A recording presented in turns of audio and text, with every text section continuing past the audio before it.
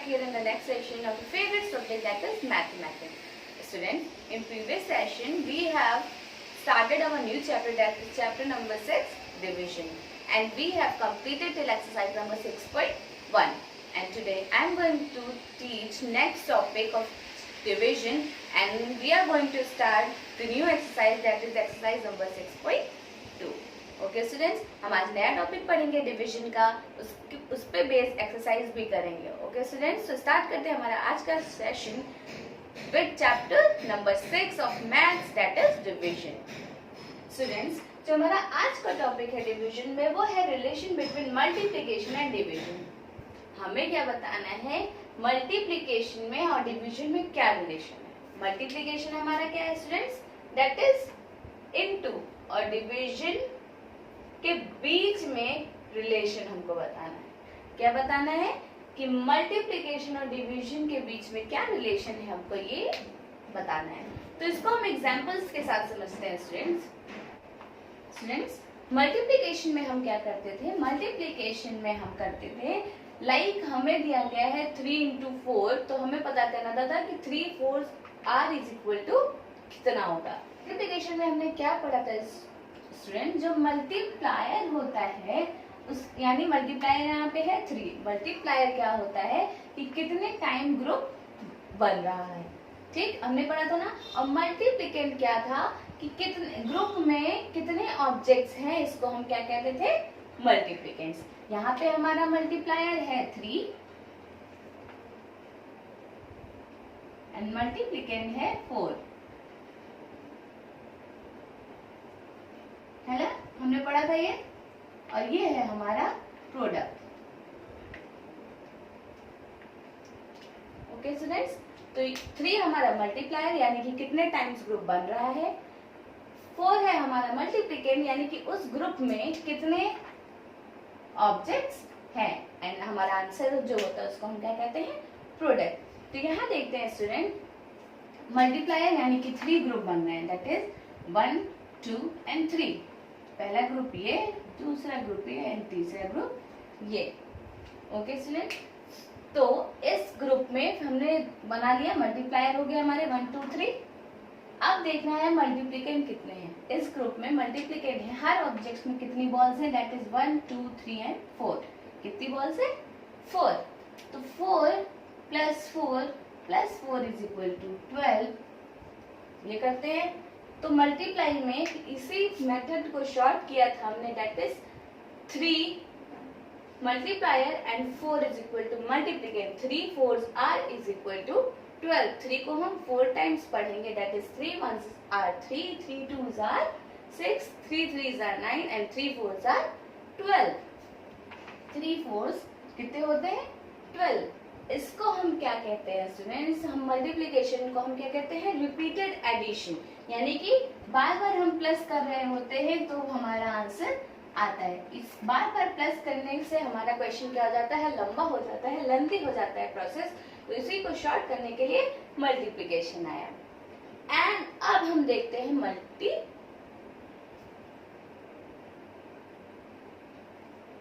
Okay students, तो 3 into 4 क्या आया, इज इक्वल टू 12. 3 ग्रुप्स हैं और हर एक ग्रुप में कितने ऑब्जेक्ट्स हैं, 4. तो 3 into 4 इज इक्वल टू 12. अब मूव करते हैं अपने डिवीजन पे. डिवीजन पे दिया हुआ है, जैसे कि हमारा कितना आया था, 12. कितने डॉट हमने ले लिए, 12. अब इन 12 को हमें क्या करना है, डिवाइड करना है. यानी कि इन 12 को, यानी जो हमारा था कि हर एक ग्रुप में कितनी बॉल्स हैं, उनको हम आया हमारा आंसर, दैट इज 12 मल्टीप्लिकेशन में. अब डिवीजन में क्या करना है, हम उन्हीं 12 बॉल को हमें क्या करना है, 3 ग्रुप में डिवाइड करना है. क्या करना है, उन्हीं 12 बॉल्स को हमें 3 ग्रुप्स में डिवाइड करना है. अब हमें याद है कि हम क्या कहते हैं कि रिपीटेड सब्ट्रैक्शन को हम क्या कहते हैं, डिवीजन. ओके स्टूडेंट, कैसे, इधर देखते हैं. अब हमें क्या करना है, 12 डिवाइडेड बाई 3. 12 को 3 में डिवाइड करना है. क्या करना है, 3 में डिवाइड करना है. हम डिवाइड करते हैं, कैसे करेंगे, पहली बॉल उठा के हम पहले में रखेंगे, ठीक. सेकंड को सेकेंड में, थर्ड को थर्ड में। अभी 12 में से 3 हो गया, ठीक है स्टूडेंट्स।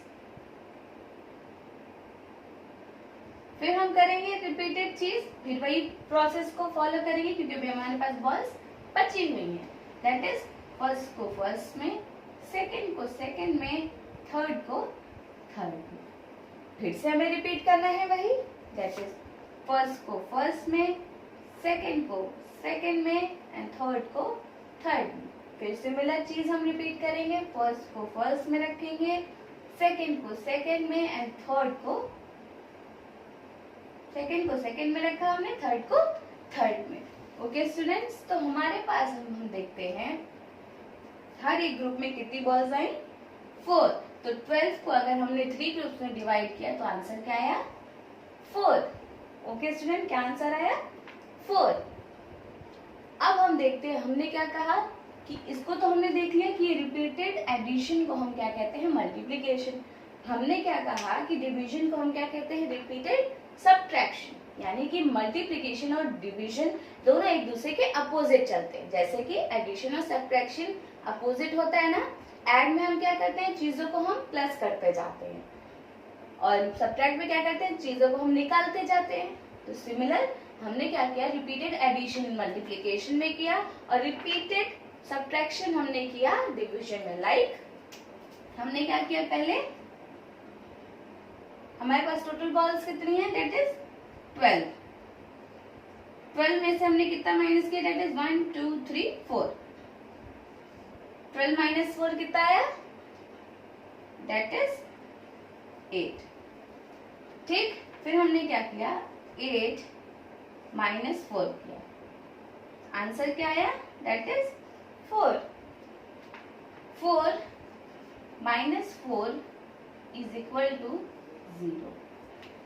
ऐसे करते करते यानी कि हमने 12 में से पहले कितना माइनस किया, 4, फिर हमारा आंसर आया था 8, फिर हमने 8 में से माइनस किया 4, दैट इज 4, फिर 4 में से हमने फिर से 4 माइनस कर दिया तो हमारे पास कितना आया, दैट इज 0।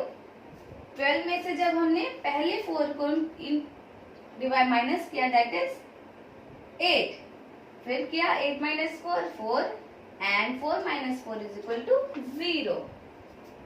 तो ये था रिपीटेड सब्ट्रैक्शन को हमने क्या कहा, डिवीजन, और रिपीटेड एडिशन को हमने क्या कहा, दैट इज मल्टीप्लिकेशन। तो ये था दोनों के बीच का रिलेशन, क्या कि ये दोनों एक दूसरे के जस्ट अपोजिट होते हैं। तो स्टूडेंट्स हमने क्या देखा, we see that division is the opposite of multiplication. हमने क्या सीखा कि डिवीजन क्या है, मल्टीप्लिकेशन के जस्ट अपोजिट। हमने क्या किया, मल्टीप्लिकेशन में 4 4 4 यानी कि एडिशन को रिपीट किया, बट हमने डिवीजन में क्या किया, माइनस किया। हर में से -4 हमने कर दिया, यहाँ +4 +4 +4 किया, और यहाँ क्या किया, दैट इज -4 -4 एंड -4। ये है रिपीटेड एडिशन। इन ये डिवीजन में क्या होता है, रिपीटेड सब्ट्रैक्शन। तो ये दोनों एक दूसरे के अपोजिट है। ओके स्टूडेंट, तो आज हम एक्सरसाइज करने वाले हैं इसी पे बेस, जो कि है हमारी एक्सरसाइज नंबर 6.2। तो स्टार्ट करते हैं students. Here is your exercise number 6.2, that is complete the table. हमें क्या करना है, टेबल को कंप्लीट करना है। कैसे, क्वेश्चन नंबर 1 देखते हैं स्टूडेंट्स, जो आपकी बुक में दिया हुआ है, that is 8 × 2 is equal to 16, या फिर 2 × 8 इज ऑल्सो इज इक्वल टू 16। हमने क्या किया, फैक्टर्स में चेंज कर दिया और आंसर सिमिलर। ये तो मल्टीप्लिकेशन की प्रॉपर्टी थी। डिवीजन में हमने यहाँ पे क्या किया है, that is 16 divided by 2 is equal to 8। हमने पहले क्या किया, 16 को 2 से डिवाइड किया तो हमारा आंसर क्या आया, दैट इज 8। अब हम क्या करेंगे, जो आंसर था उसको डिवाइड कर देंगे 16 से, तो हमारा क्या आंसर आ जाएगा, दैट इज 2, जिससे हम पहले डिवाइड कर रहे थे। हमने क्या किया, 16 को 2 से डिवाइड कर दिया, दैट इज 16 डिवाइडेड बाई 2, तो हमारा आंसर आया, दैट इज 8। और फिर हमने क्या किया, उसे जो आंसर आ रहा था उससे डिवाइड कर दिया 16 को, तो हमारा आंसर क्या है, जिससे पहले हम डिवाइड कर रहे थे, दैट इज 2। ऐसे ही हम आगे मूव करते हैं हमारे क्वेश्चन नंबर बी पे और टेबल को कंप्लीट करते हैं। कैसे? 5 into 3 is equal to 15, या फिर हम लिख सकते हैं 3 into 5 is equal to, answer is 15। तो आंसर क्या रहा था मल्टीप्लीकेशन में? 15। अब हम क्या करेंगे, इसी 15 को डिवाइड कर देंगे पहले किससे? 3 के साथ। पहले किससे डिवाइड करेंगे? 3 के साथ। तो दैट इज आंसर क्या आएगा? 5। 3 divided by 15 divided by 3 is equal to 5। फिर हम क्या करेंगे, इसी 15 को, अब हमारे पास आंसर क्या है? 5। तो हम डिवाइड कर देंगे 15 को 5 से, तो आंसर क्या आएगा? That is 3। ओके स्टूडेंट, अब आगे मूव करते हैं। जैसे जैसे क्वेश्चन हम करते जाएंगे ये चीजें हमारे माइंड में क्लियर होती जाएंगी। दैट इज, फिर हम करते हैं, हमारे यहाँ पे क्या दिया हुआ है? 2 into 9 is equal to 18। तो हम क्या कर सकते हैं? 9 into 2 अपोजिट कर दें, 9 को पहले लिख दें एंड 2 को बाद में। 9 into 2 is equal to 18। आ गया ना? फिर अब हम क्या करेंगे, हमारा आंसर क्या है मल्टीप्लिकेशन में? 18। तो हम डिवीजन में 18 पहले लिख देंगे और डिवाइड करेंगे उसको पहले। दैट इज, यहाँ पे देखते हैं 18 को 9 से डिवाइड कर चुके हैं हम, तो हम यहाँ पे किससे डिवाइड करेंगे? That is from 2। 18 divided by 2 is equal to 9। यही तो किया। तो हमने क्या किया था पहले देखते हैं। 15 को 3 से डिवाइड किया, आंसर आया था 5। फिर नेक्स्ट में हमने क्या कर दिया? 15 को उसी आंसर के साथ डिवाइड कर दिया। इधर हमने देखा कि यहाँ पे ब्लैंक है, यहाँ पे हमारा कुछ नहीं दिया हुआ था, तो इधर देखते हैं दिया है 18 डिवाइडेड बाई 9, यानी कि हमारा पिछला आंसर जो आएगा दैट इज 9 आएगा। तो उसको क्या करेंगे? 18 को इसके आंसर से डिवाइड कर देंगे। That is 18 divided by answer क्या है यहाँ? 2 इज इक्वल टू 9। और क्वेश्चंस ऐसे करते हैं स्टूडेंट्स। नेक्स्ट देखते हैं student, that is 4 into 10 is equal to 40, यानी 4 10s are is equal to 14। 4 10s are is equal to 40। अब हम क्या करेंगे, चाहे 4 into 10 लिखे, चाहे 10 into 4 लिखे, आंसर क्या आएगा? That is equal to 40। अब हमारा आंसर क्या है? 40। तो हम डिवीजन में 40 लिख देंगे पहले और डिवाइड किससे करेंगे? जो इधर आंसर है that is 10। 40 divided by 10 is equal to 4। हो गया ना? मैंने यही तो कहा था, जो आंसर आता है उसको नेक्स्ट में हम डिवाइड करते हैं, या फिर तो हमने वही किया, यहाँ का आंसर देख के उसको उसी से डिवाइड कर दिया। ठीक है student? Okay students, I hope आपको ये टेबल समझ में आ रही हो कि हमने क्या किया, अपोजिट चीजें की। हमने पहले क्या किया? 8 into 2 किया, फिर 2 into 8 कर दिया। सिमिलरली जो आंसर आया था मल्टीप्लिकेशन का, उसको डिवाइड कर दिया पहले 2 के साथ, फिर जो आंसर आया डिवीजन का उसको डिवाइड कर दिया 16 के साथ, दैट इज इक्वल टू 2। हमने अपोजिट कर दिया। आई होप आपको ये टेबल समझ में आ जाए एंड आप इसको घर से बहुत ही अच्छे से अपनी बुक में करके दे दें। आई होप आपको ये टेबल समझ में आई हो एंड आप इसको कंप्लीट करके उसकी फोटो मुझे सेंड करने वाले हैं। Okay students, that's all for today. We will meet in the next session with another exercise, that is exercise number 6.3. Till then, take care of yourself. Till then, take care of yourself and thank you so much.